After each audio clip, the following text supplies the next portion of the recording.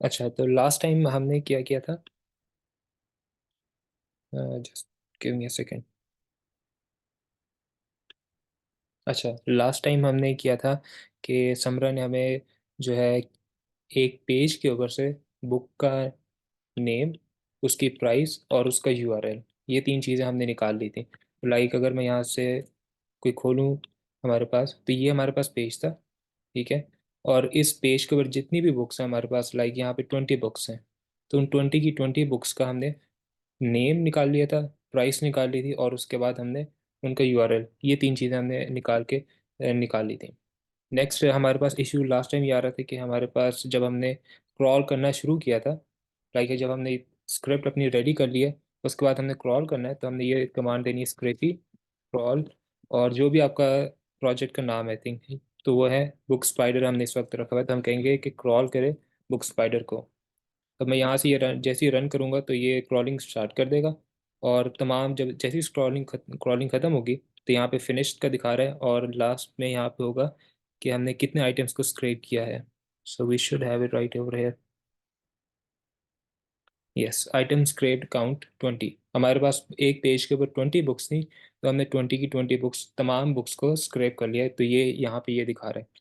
तो लेकिन हमारे पास 50 पेजेस इस वेबसाइट के अंदर टोटल हैं। सिर्फ ये तो हमने अभी एक पेज को निकाला है ना, जिसके ऊपर 20 बुक्स थी। हमारे पास टोटल 1000 बुक्स हैं, और हर पेज जो है वो यहाँ पे से है। लाइक नेक्स्ट पे क्लिक करता हूँ, तो मैं नेक्स्ट पेज पे जाके मुझे इन बुक्स के भी नेम्स चाहिए।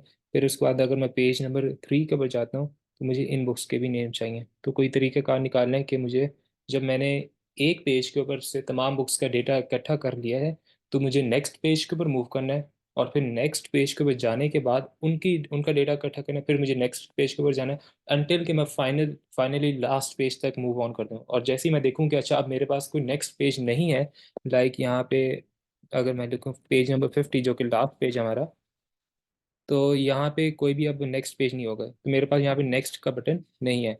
इसका मतलब कि हमारे पास जो क्रॉलिंग, एक बेसिकली हमने पूरी वेबसाइट को स्क्रैप कर लिया। यहाँ पे जाके हमें अपने आप को स्टॉप कराना पेज 50 और 50। अगर प्रीवियस जाऊँ तो यहाँ पे नेक्स्ट का बटन है, नेक्स्ट फिर लास्ट पेज के ऊपर नहीं है। तो हम इस तरह की लॉजिक बिल्ड करनी है कि जो हमें तमाम पेजेस को स्क्रैप करें, और जैसे ही हम लास्ट पेज की तरफ मूव करें, तो वह वहाँ जाके स्टॉप कर जाए। तो उसके लिए हम देखते हैं कि ये, क्योंकि ये नेक्स्ट एक बटन भी है और एक लिंक भी है एट द सेम टाइम, तो हमें इसका, इसके अंदर जो एट्रीब्यूट है एच रेफ, जो जिस नेक्स्ट पेज को लिंक कर रहा है, वो चीज़ हमें निकालनी है, एक्सट्रैक्ट करनी है। तो हम यहाँ से, मैं इंस्पेक्टर को ओपन करता हूँ, नेक्स्ट के ऊपर क्लिक करके, तो ये मुझे दिखाएगा कि ये एक एंकर टैग में इनक्लोज है। ये जो नेक्स्ट का बटन है, तो ये एक एल आई, और उसके बाद एक एंकर के टैग है, और उसका एच रेफ हमारे पास catalog slash page two dot HTML. Basically हमें ये वाली चीज़ चाहिए, ये वैल्यू, ये जो इन्होंने दी हुई है, ये अगर हमारे पास आ जाए, तो हम अपना यूआरएल को कंस्ट्रक्ट कर सकते हैं। तो हम जाएंगे अपनी स्क्रिप्ट में, मैं यहाँ से टर्मिनल को बंद कर रहा हूँ। तो एक दफ़ा जब हमने पूरे पेज को स्क्रैप कर लिया, अब हमें नेक्स्ट पेज चाहिए, राइट? तो हम कहेंगे next page equal to response. अच्छा, बल्कि मैं यहाँ से अपने स्क्रैपी टर्मिनल में ही करता हूँ सारी चीज़ें, ताकि क्लियर हो। मैं यहाँ से क्लियर करता हूँ, और यहाँ से स्क्रैपी शेल को ओपन कर लें। स्क्रैपी शेल को ओपन करने का फ़ायदा ये होगा कि हम अपने जब स्क्रैपी के जो कमांड्स हैं वो इसी के अंदर रन कर सकते हैं, और जब फाइनली हमें तमाम चीज़ें मिल जाएं, लाइक यहाँ पे हमने यहाँ लिखा हुआ है ना book dot C S S, तो ये कमांड जो हमारे पास आई है, हमें तब पता चला कि अच्छा ये एलिमेंट्स चाहिए, उसके बाद जाके हमने यहाँ पे फाइनली यहाँ पे पुट किया है।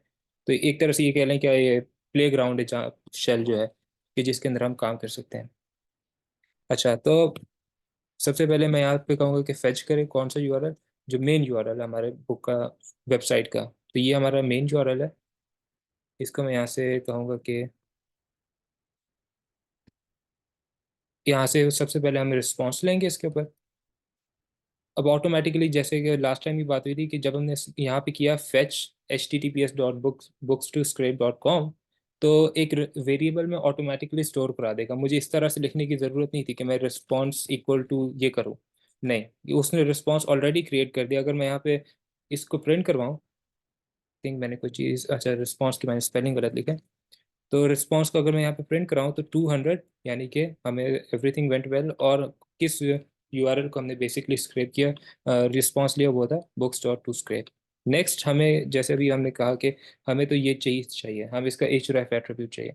अब इस रिस्पॉन्स में से मुझे li का टैग, रिमेंबर कि हमें डायरेक्टली इस ए टैग के अंदर नहीं जा सकते, क्यों? क्योंकि उसके अंदर कोई क्लास नहीं है अव्वल तो, और उसके अलावा अगर मैं सिंपल कहूँ ना कि लेट्स से क्लियर द टर्मिनल और response dot dot C S S, और मैं कहूँ कि यहाँ पे मुझे एंकर के टैग दे दें, तो बहुत सारे एंकर के टैग हैं, राइट? लेकिन मुझे स्पेसिफिकली ये वाला चाहिए, तो मैं आउटर बॉक्स की तरफ मूव करता हूँ। अब मैं इस आउटर बॉक्स की तरफ हूँ, तो ये li का एलिमेंट स्पेसिफिकली एक क्लास के साथ है, वो नेक्स्ट की क्लास। तो मैं अगर इसको ले लूँ तो इसके अंदर फिर मैं ट्रेवर्स कर सकता हूँ, इसके अंदर मैं मूव ऑन कर सकता हूँ इजीली। तो मुझे एक्चुअली वो li का एलिमेंट चाहिए, तो मैं यहाँ पे लिखूंगा response dot C S S. कौन सा एलिमेंट चाहिए मुझे, उसको मैं लिखूंगा li का एलिमेंट। उसकी क्लास कैसे डिफाइन होती है, डॉट करके।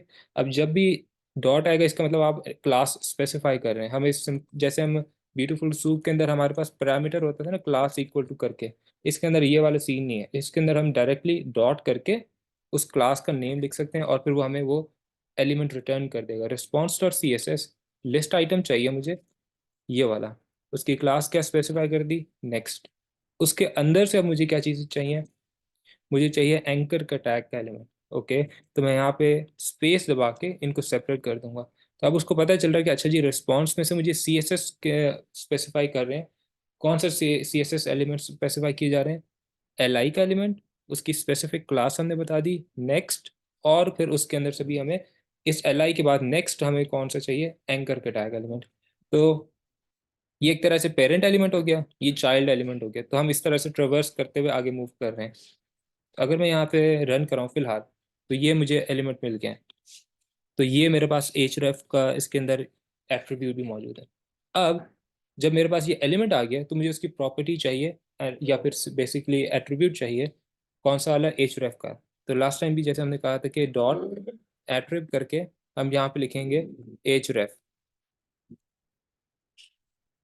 अब ये एंकर का टैग जब एलिमेंट हमने एक्सट्रैक्ट कर लिया, हमने उसके ऊपर एट्रिब का फंक्शन लगाया, ये बेसिकली सेलेक्टर लगाया, और उसके अंदर हमने एट्रीब्यूट बता दिया कि हमें कौन सा एट्रीब्यूट चाहिए, एज रेफ का। तो अगर मैं यहाँ से एंटर दबाऊँ, तो मेरे पास वो रिलेटिव यूआरएल आ गया ना। अगेन ये फुल पाथ यूआरएल नहीं है।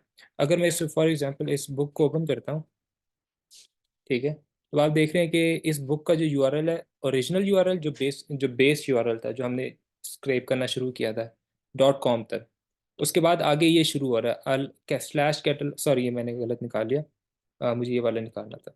यस, हाँ, तो ये हमारे पास books.com, ये हमारे पास बेस यूआरएल है। और उसके आगे जो है, ये हमारे पास ये रिलेटिव यूआरएल, यानी कि हम एक लेट्स से कि स्टोर के अंदर है, तो फिर उस स्टोर के अंदर मुख्तलिफ सेक्शंस के अंदर अब हम मूव करें। तो बेसिक हमारा बेस यूआरएल ये था, और उसके बाद ये रिलेटिव यूआरएल। तो अब तक हमारे पास रिलेटिव यूआरएल आया। इसके बाद हम इसके पीछे जो है वो बेस यूआरएल को कंकैटिनेट करा देंगे, तो हमारे पास फुल पाथ यूआरएल आ जाएगा। तो मैं यहाँ पे कह रहा हूँ कि अच्छा, अब मेरे पास ये टेक्स्ट आ गया ना रिलेटिव यूआरएल निकालने का, तो मैं इसको यहाँ से कॉपी कर लेता हूँ, response dot C S S पूरे इसको। तो मैं I just say response dot C S S li का एलिमेंट, उसकी क्लास नेक्स्ट है, एंकर का टैग एलिमेंट, उसका एट्रीब्यूट href। ये नेक्स्ट पेज आ गया। अब मुझे चाहिए नेक्स्ट पेज का यूआरएल। तो कंस्ट्रक्ट करने लगा, like next page URL equal to जो हमारा ओरिजिनल बेस यूआरएल है, वो मैं यहाँ से बस सिंपल कॉपी पेस्ट कर रहा हूँ। तो ये हमारे पास ओरिजिनल यूआरएल है, ठीक है। और मुझे इसके अंदर कंकैटिनेट क्या कराना है, ये नेक्स्ट पेज वाला यूआरएल जो ये है। अगर मैं इनको कंकैटिनेट कराऊँ, फॉर एग्जांपल अगर यहाँ पे अपने टर्मिनल में भी इसको प्रिंट करा के देखें, तो प्लस और ये चीज़, I think I made mistake, क्या चीज़ की है, ओके, यहाँ पे अंडरस्कोर नहीं आना था। तो अब ये आएगा, तो ये मेरे पास फुल यूआरएल कंस्ट्रक्ट हो गया। तो अगर मैं फॉर एग्जांपल यहाँ से कॉपी करूँ इस यूआरएल को, और यहाँ पे पेस्ट करके भी देखूँ, तो मुझे ये यूआरएल पेज नंबर 2 का मिल गया। तो यही मुझे चाहिए। अब मेरे पास जब ये पेज 2 का यूआरएल आ जाएगा, तो फिर मैं इसके ऊपर वही लॉजिक दोबारा से रिपीट करवा सकता हूँ कि मुझे अब उस पेज 2 के अंदर जो भी नेम है, जो भी प्राइस है बुक की, जो भी यूआरएल है हर बुक का, वो मुझे यील्ड करके देता रहेगा। तो यहाँ तक तो नेक्स्ट पेज आ गया, नेक्स्ट पेज का यूआरएल आ गया। अब हमें इसको फॉलो करवाना है। कि अब तक हमने इस बेस बेस यूआरएल के ऊपर हमने रिस्पॉन्स दिया हुआ है, ठीक है। फिर हमने उस बेस यूआरएल में से क्या किया, हमने अपने आर्टिकल वाले एलिमेंट को निकाला जो हमारे पास बुक के तमाम चीज़ों को कंटेन करता है, like this is the article element, ठीक है। ये आर्टिकल एलिमेंट निकाला। फिर हमने उस हर बुक के एलिमेंट को निकालने के बाद उसके अंदर फॉर लूप लगाया, for book in books, right. हमने यील्ड कराया उसका नेम, प्राइस, यूआरएल। जब ये तमाम चीज़ें हो गई, यानी कि हमने पहली बुक से लेके 20th बुक तक हम ट्रेवर्स कर गए, फिर हमें इस नेक्स्ट पेज यूआरएल को एक्सेस करना है, तो हमने वो फॉर लूप से बाहर निकल के करना है, ठीक है। तो ये फॉर लूप तो सिर्फ और सिर्फ इस पेज के लिए है। अब हमने नेक्स्ट पेज का यूआरएल ले लिया, उसको कंस्ट्रक्ट कर लिया, अब हमें इसके ऊपर रिस्पॉन्स लेना है इस नेक्स्ट पेज यूआरएल के ऊपर। तो हम यहाँ पे कहेंगे रिस्पॉन्स डॉट फॉलो। तो अब ये फॉलो करेगा, ठीक है। अब किसको फॉलो करना है, हम कहेंगे नेक्स्ट पेज यूआरएल को,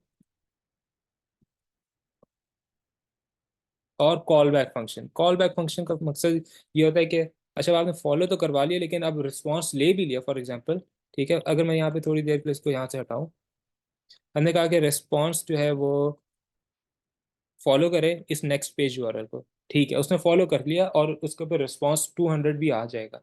लेकिन अब उस रिस्पॉन्स 200 उस HTML कोड के साथ करना क्या है, तो हम यहाँ पे उसको फंक्शन बताते हैं कि किस फंक्शन के अंदर वो आपने रिस्पॉन्स को भेज देना है। तो हम कहेंगे कि सेल्फ डॉट पार्स। ये पार्स कौन सा फंक्शन है, ये वाला फंक्शन।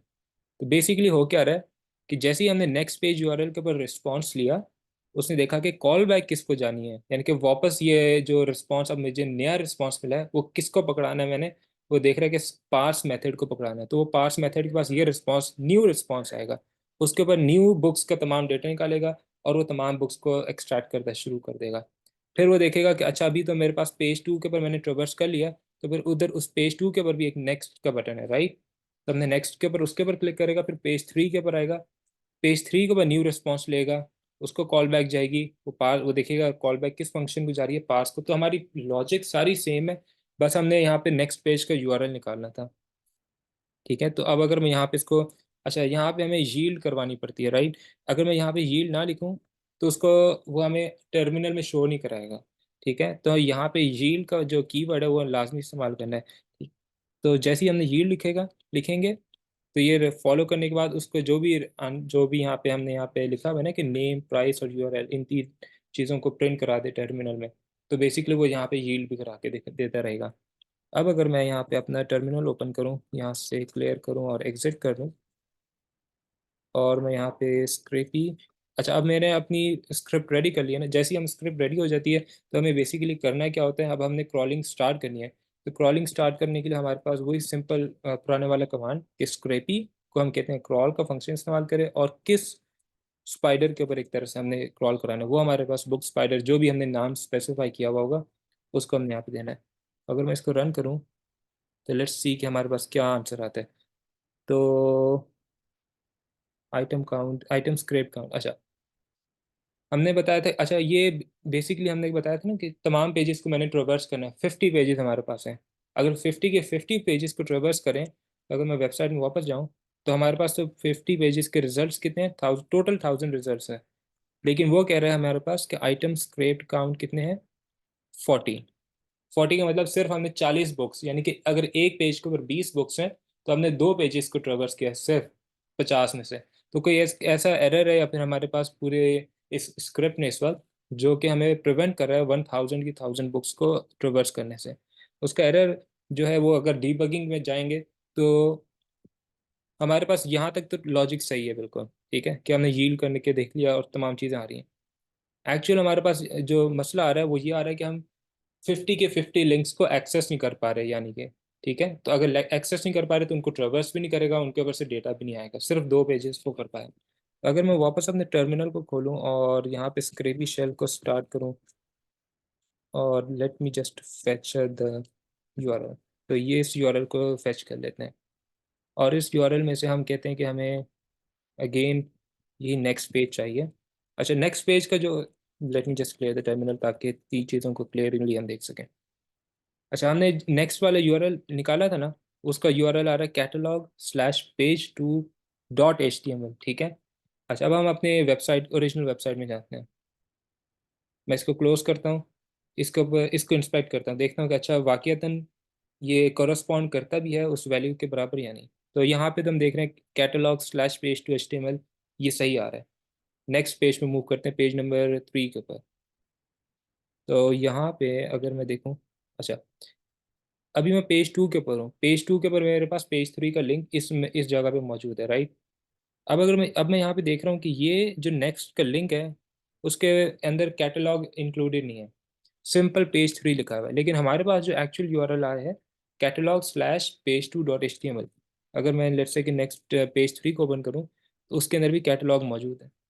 तो वेबसाइट का स्ट्रक्चर इस तरह से डिफाइन हुआ हुआ है कहीं किसी जगह के ऊपर, कि किसी जगह के ऊपर उन्होंने कैटलॉग को यहाँ पे इंक्लूड किया है, यहाँ पे कैटलॉग को इंक्लूड किया है फॉर एग्जांपल, ठीक है, इस तरह से करके, और कुछ जगहों पे उन्होंने बिल्कुल भी नहीं किया। तो हमें क्या करना है, हमें जब हमारे पास जब ये href का एट्रीब्यूट आ जाए तो हमें चेक करना है कि अगर तो उसके अंदर कैटलॉग ऑलरेडी एग्जिस्ट करता है तो हम अपने URL को चेंज नहीं करेंगे, तो हमारा URL सही जा रहा है।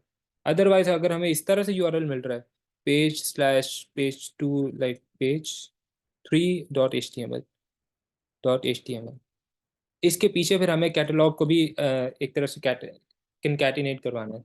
उसकी वजह ये कि हमारे पास जितने भी URLs हैं उनके आगे पीछे जो है कैटलॉग है, लाइक पेज 3 के पीछे कैटलॉग है होगा, पेज 4 के पीछे कैटलॉग है।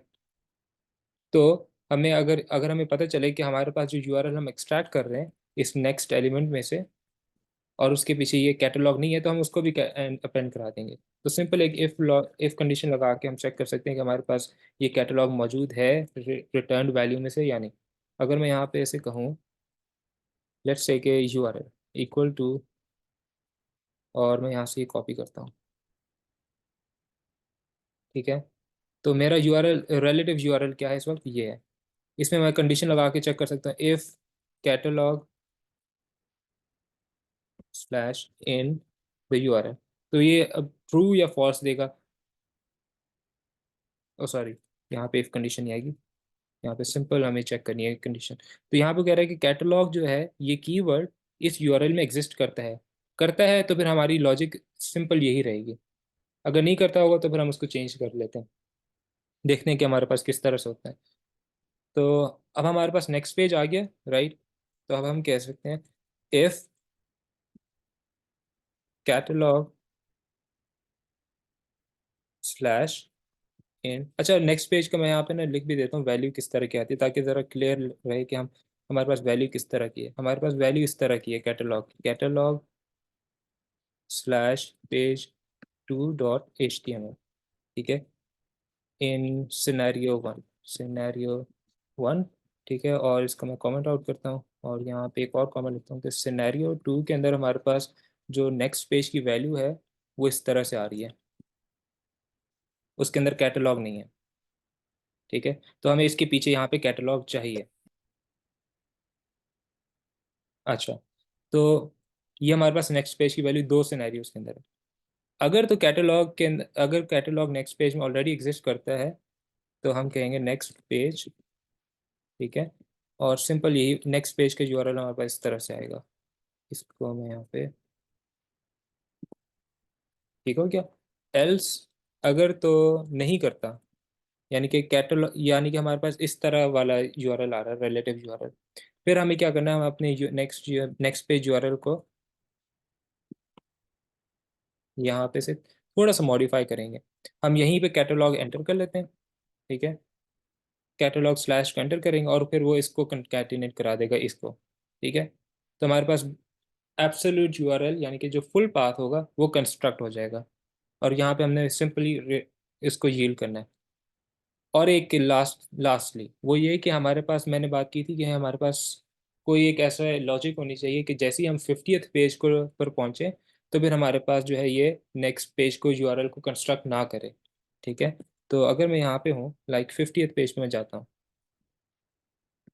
50th पेज के ऊपर मैं जाता हूँ और मैं यहाँ पे देख रहा हूँ कि मेरे पास नेक्स्ट का कोई URL नहीं है, ठीक है।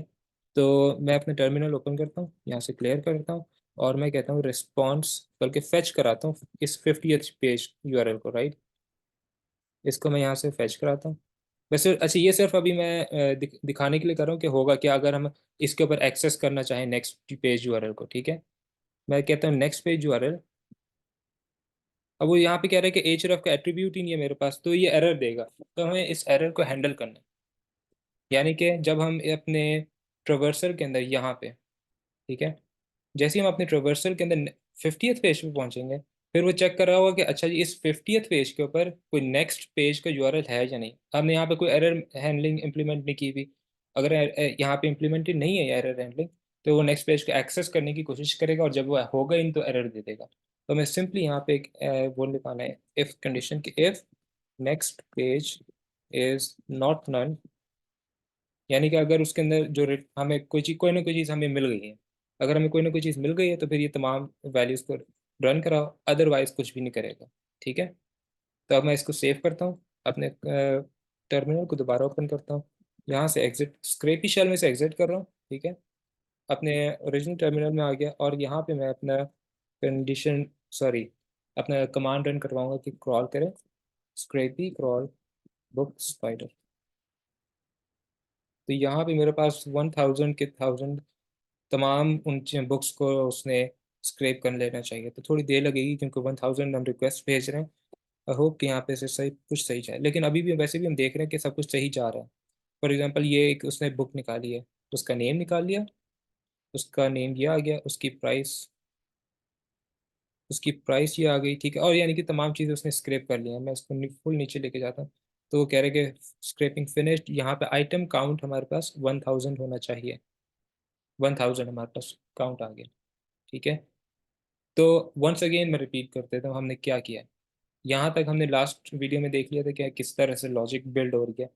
हमने अपने रिस्पॉन्स लिया, रिस्पॉन्स लेने के बाद उस पेज के ऊपर तमाम बुक्स को सेलेक्ट कर लिया। अब उन बुक्स के ऊपर हमने एक फॉर लूप लगाया। फॉर लूप लगाने के बाद हमने उन बुक्स का नेम, उनकी प्राइस और यूआरएल, ये तीन चीज़ें एक्सेस कर ली। उसके बाद हमें, क्योंकि अब एक पेज के ऊपर तमाम डेटा मिल गया, अब हमें नेक्स्ट पेज के ऊपर मूव करना है।